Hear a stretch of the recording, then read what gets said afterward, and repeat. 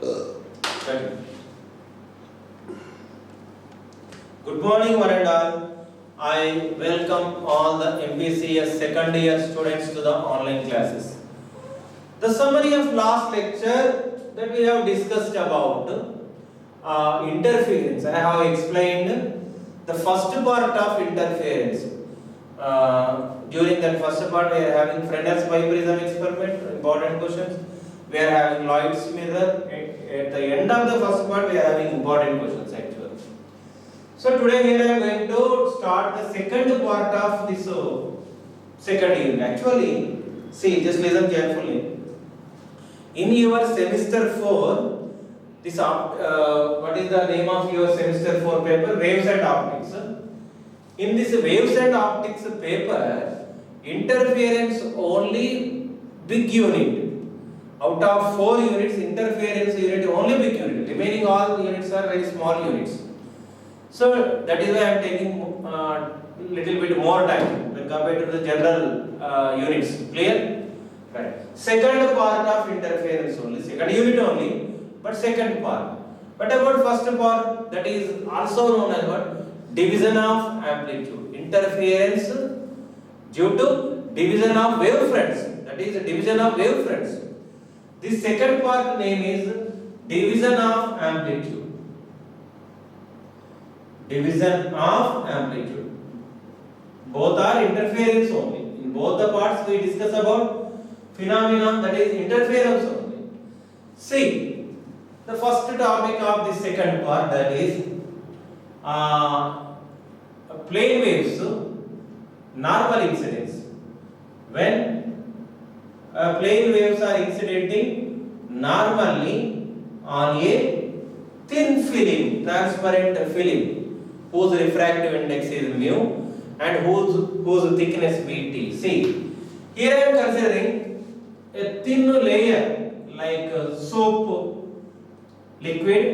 If you observe soap liquid, you can observe layers like that layer I am considering here. Such type of thin transparent layer whose thickness be small t and whose refractive index, definitely this is transparent material having some refractive index of mu. And imagine we are having one source, monochromatic source. From that monochromatic source of light, light rays are coming like this. So these are light rays are coming from source S. Source S. And I want to make these incident rays reflected so that they falls on this thin layer normal, because our topic is normal incidence. We have to make the incident rays incident normally on this layer. For that, here I am keeping one glass plate, a transparent glass plate. This is a glass plate who is making 45 degrees with the horizontal. A thin glass plate only. This is a glass plate only. So all the incident rays which are coming from this source incidenting on this glass plate, and this glass plate is making 45 degrees with the horizontal. What happens? After incidenting, definitely these incident rays will be reflected and they becomes normal. They becomes normal like this. They falls on this thin layer normally. That is why this method is known as what? Normal incidence. Because of this glass plate only, the rays coming from monochromatic source becomes as normal rays. These rays are incidenting normally on this transparent layer. This is a transparent layer. Clear? Right. So this incident rays, let us consider this ray. If this incident ray is incidenting normally, what happens? Part of this incident, because this is going from air into this outside of this film, we are having air medium. So this incident ray is going from air medium into some another medium, second medium, whose refractive index is mu. So it is going from one medium to another medium. Definitely, part of incident ray will be reflected. Let us imagine this is the incident ray. Part of this incident ray will be reflected into the bouncing back of the light in the same medium, is known as reflection of light. And the remaining of the incident ray will be refracted. This is the second medium, this is the first medium. Clear? So how do we calculate angle of incidence, angle of reflection, angle of refraction? This is angle of incidence, the angle between the incident ray normal. What is normal? It is the direction which makes 90 degrees with the incident surface. This is incident surface and this dotted line exactly makes how much angle? 90 degrees. That is why this is known as a normal. What is normal? This is normal. And this ray is incidenting line. This is point of incidence. This is plane of incidence. This is incident ray. This is corresponding reflector ray. This is refractor ray. Is that clear? Right. How do we calculate angle of incidence? How do we define angle of incidence? It is the angle between the incident ray and normal. Angle between the incident ray and normal is known as what? Angle of incidence. What is angle of reflection? The angle between the reflector ray and normal is known as what? Angle of reflection. What about angle of refraction? The angle between the refractor ray, this is second medium, refractor ray and normal is known as what? Angle of refraction. Generally, we represent these angles with respect to normal only because of three rays: incident, reflected, refracted. Because of three rays, we are having three angles. All those three angles can be calculated with respect to normal only. If the incident ray is incidenting normally like this, what happens? This is our case actually. If the incident ray is incidenting normally, what about angle of incidence? What about angle of reflection? Clear? What about angle of refraction? If the incident ray is incidenting normally, whenever we are going to calculate angle of incidence and angle of reflection, before that we have to draw a normal. This is the direction of the normal. That means the incident ray is going along the direction of the normal only. Both are in same direction. Because it is incidenting exactly normally on the surface. So normal is also along this direction. There is no angle between this incident ray and normal. Angle of incidence equal to how much? 0. When angle of incidence equal to 0, angle of reflection is also equal to 0 according to laws of reflection. For regular reflection, angle of incidence equal to angle of reflection. Clear? Right. That is why here I have represented like this. These are incident rays and these are incidenting normally. Definitely some of this incident ray will be reflected back. Remaining of this incident ray will be refracted, but it doesn't make any angle with the normal like this. And again this ray moves in the bottom of the layer and reflects, finally it emerges from layer like this. It is incidenting and it is reflecting, remaining will be refracting, and again it retraces its path like this. And both the reflector rays, the ray which is reflecting from the upper surface, let this is GH. The ray which is reflecting, this is also reflecting. After reaching this second layer, let the name of the second layer be G dash H dash. Again it will be reflected. So this is second reflector ray. This is already first reflected ray. These two rays superimpose on each other, forms interference pattern, and those interference fringes, bright and dark fringes, we can observe through this. Actually, this is the position of the microscope. Actually, this is the position of the microscope. We can see the interference fringes through this microscope only. So this is about the arrangement. Clear? See, here I am asking one question to you. What is the path difference between the two reflector rays? The second, we are having two rays here. Actually, from this point only, the incident ray is splitting into two parts. One is reflected, that this is okay. Second one is refracted and going back like this. So this is the second ray. This is the second ray. This is the first ray, and both are superimposing on each other, forming interference fringes. So this second ray is moving more distance than first ray, because this second ray is moving through this layer, through how much distance? T. T is the thickness of this layer. So there will be some path difference between these two rays, because this second ray is moving little bit extra distance when compared to the first ray. So path difference between the two rays, between the two reflected rays. One is reflecting from the upper surface, second one is reflecting from the bottom surface. So definitely there will be some path difference. How much? See, just to concentrate on the second ray only. From this part we are having second ray. This is going downwards. This distance traveled by this ray will be equal to how much? Mu into T.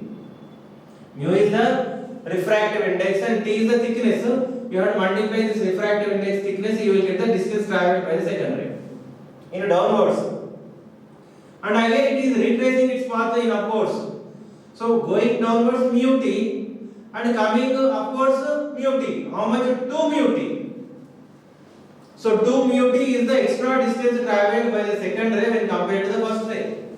So path difference between the two rays will be how much? 2 mu T. 2 mu T. Just to remember the previous concept, previous class concept. See, this first reflection is taking place at upper surface. This first ray is taking reflection at this upper surface. This reflection also treated as, it is the reflection at a denser medium. The first reflection is the reflection at a denser medium. How? Because outside of this film we are having air. And this film having how much refractive index of mu?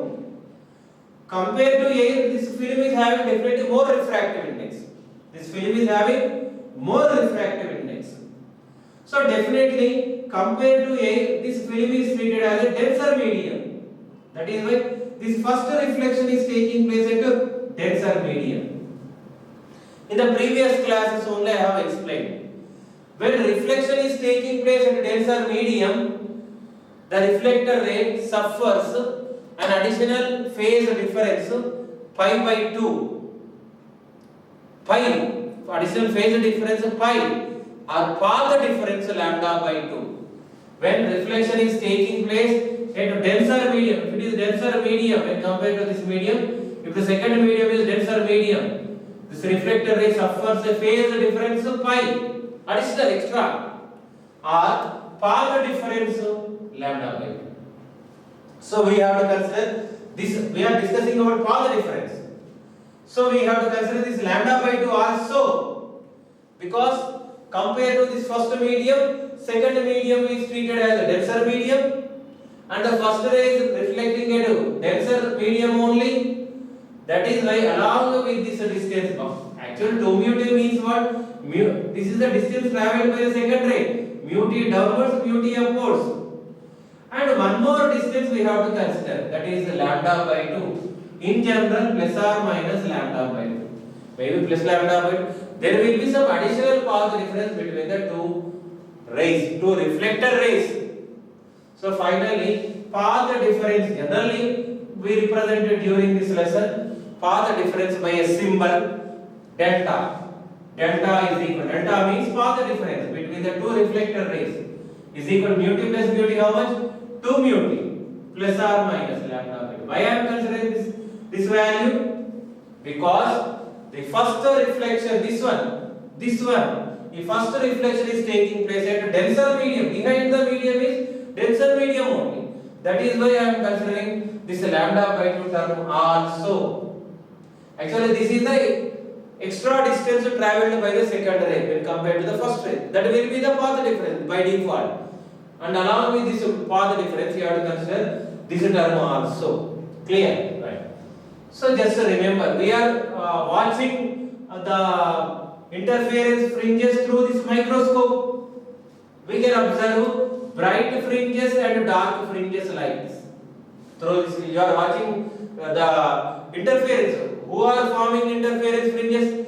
Two reflector rays. One is second reflector ray, first one is first reflector ray, and both are coming in upward direction, superimposing and forming interference fringes.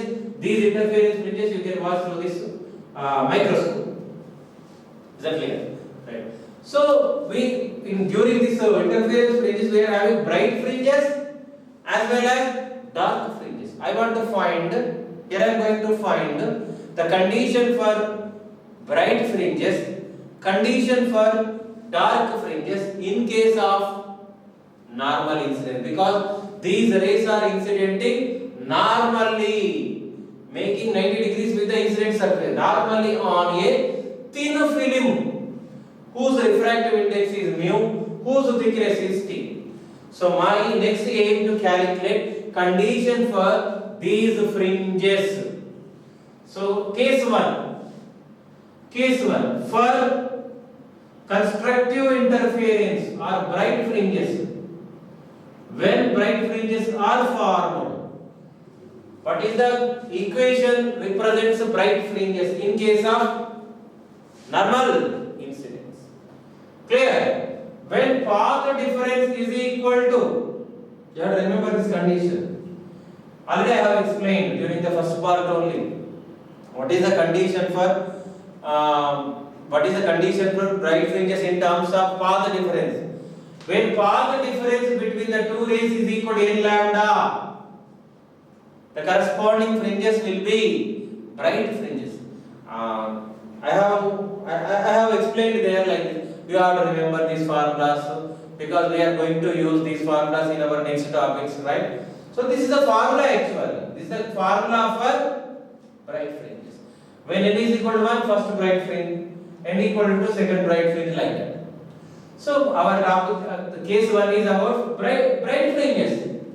I am going to calculate condition for bright fringe in case of normal incident on a thin transparent layer. Clear? Right. So already I have calculated path difference like this. This is the formula for path difference.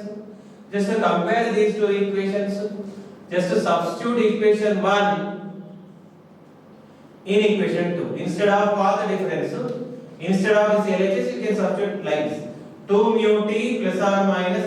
Why I am considering plus or minus? Instead of considering plus, why I am considering plus or minus? Because, so in general, I am writing this equation in general term. Is that clear? Right. Plus, instead of this path difference, I have substituted this one is equal to n lambda. Or 2 mu t is equal to 2, just to take this plus or minus lambda by 2 from LHS to RHS. So, if it is minus, that becomes plus. If it is plus, after transposing, it becomes minus. Again, we are having plus or minus lambda by 2. Simply, I am taking this term from LHS to RHS. Again, it becomes plus or minus or plus. If it is plus or minus, it becomes minus or plus. If it is minus or plus, it becomes plus or minus. Clear? So final condition, that is 2 mu t. Just to take lambda by 2 as common here. Simply I am taking lambda by 2 as common here. So when lambda by 2 is taken, just to take LCM here. What is LCM? 2 only. 2 goes into the numerator, multiplies lambda. So 2 mu t is equal to, I am taking lambda by 2 as common. Lambda by 2 as common. So when lambda by 2 is taken as common, we get 2n plus or minus 1 into lambda by 2. So if you multiply this lambda by 2 with the first term, 2 gets cancelled. 2 gets cancelled. You can write like this actually.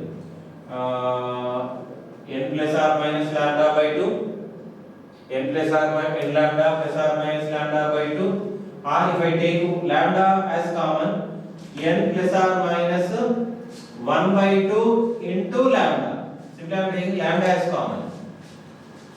Just to take LCM, 2n plus 1, 2n plus or minus 1. So LCM is 2, so lambda by 2. So this is the condition for bright fringes in case of normal incidence. Coming to the case 2. Case 2 during this method, that is normal incidence method. Here I am going to find condition for dark fringes. For dark fringes, just remember which condition we have to use for dark fringes. What is the general condition? When path difference is equal to 2n plus 1 into lambda by 2. Path difference is equal to 2n plus 1 into lambda by 2. Path difference, in this case, path difference must be equal to how much? 2n plus 1 into lambda by 2. In such case, we get dark fringes. That is the formula actually. Just to give the number for this formula. Just to give the number for this formula. This is 4. Our aim is to calculate condition for dark fringes in case of normal incidence on a thin transparent layer. Already I have calculated path difference during this experiment as equation 1. You can substitute equation 1 directly. 1 in equation 4. 4 is the general formula. It is a formula for dark fringes. It is the formula for bright fringes. Simply we are using these two formulas and finding the conditions in this particular case. Clear? Right. So after substitution, this equation 1 in equation 4, we get like this.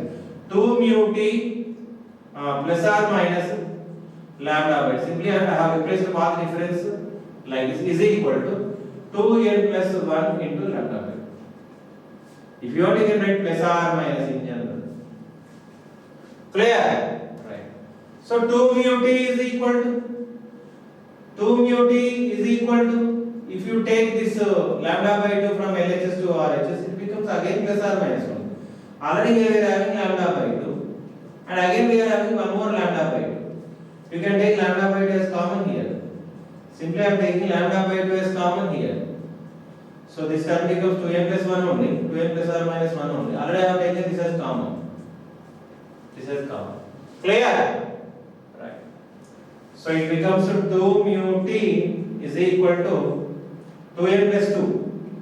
2n plus 2 or n plus or minus 1.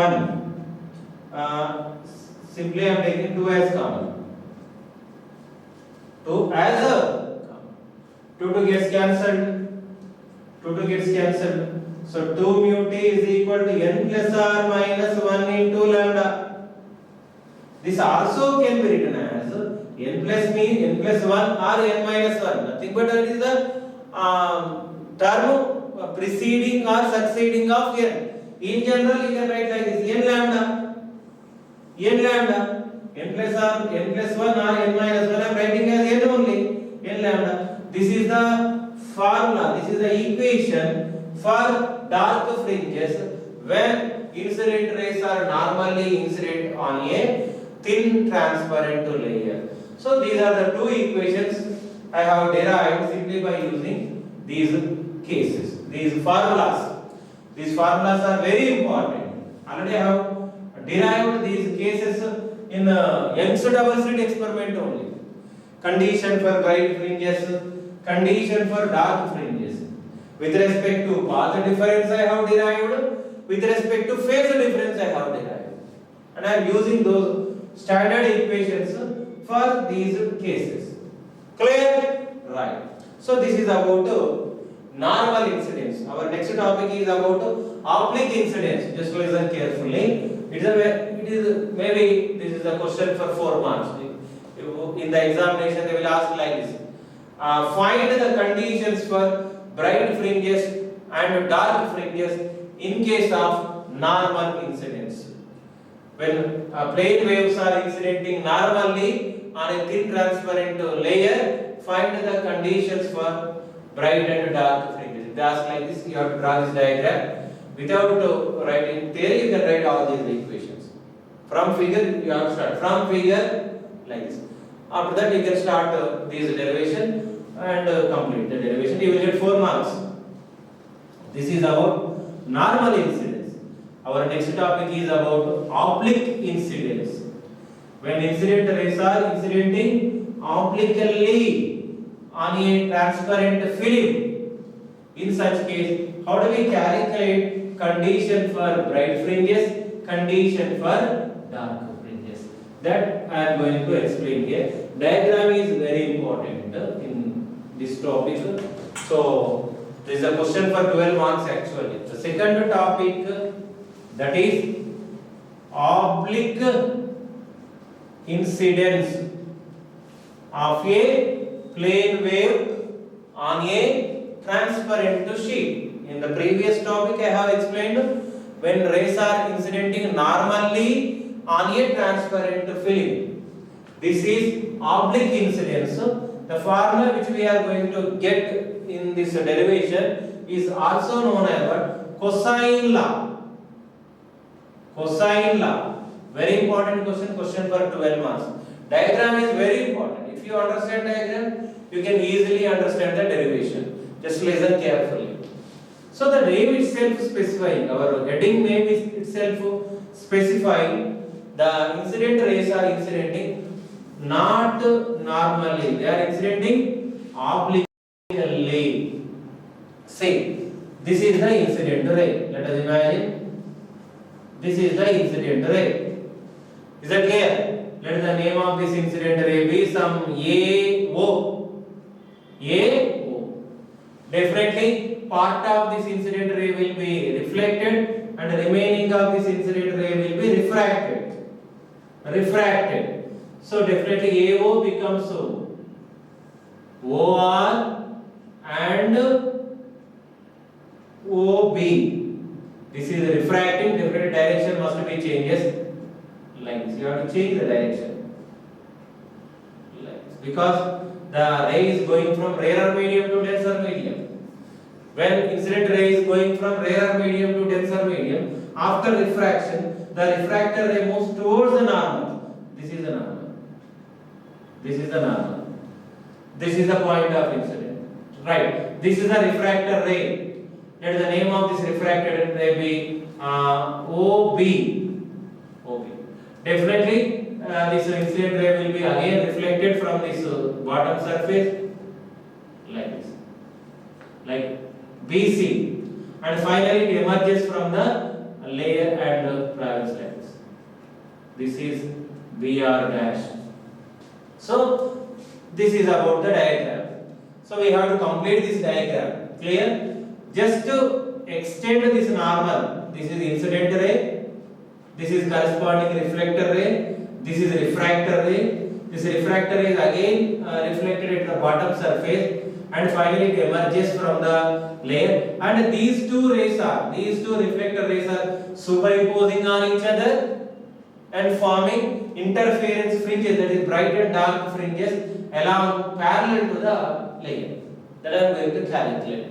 So to find the final expressions I am doing like this. Here I am going to calculate the angle of incidence and the angle of reflection. What is the angle of incidence? It is the angle between the normal and incident ray. This is our incident ray. This is normal. So this will be angle of incidence. Clear? What is angle of refraction? This is our refractor ray. This is normal. The angle between the refractor ray and normal is known as angle of refraction. See, here I am making some adjustments. See, here I am drawing two normals. Let one normal I am drawing on this OC. This is normal. Here I am drawing OC. Let the name of this normal be some OD. OD be the normal drawn on BC. Similarly, here I am drawing one more normal from C. From C. This is also normal. Let the name of this normal be E. E, right? CE is the normal drawn on OR, this is the second normal. So pencil work actually, pencil eraser must, we should have pencil and eraser, right. So see, according to geometrical properties, if it is R, this angle is also equal to R. This is in second medium, whatever the angle made in the second medium, taken as angle of refraction. If it is I, this angle is also equals to I. Clear? So to continue, to find the final expression, we have to derive so many equations. So due to time problem, I am now ending this class this moment only. Tomorrow I will continue this topic. Until then, bye bye.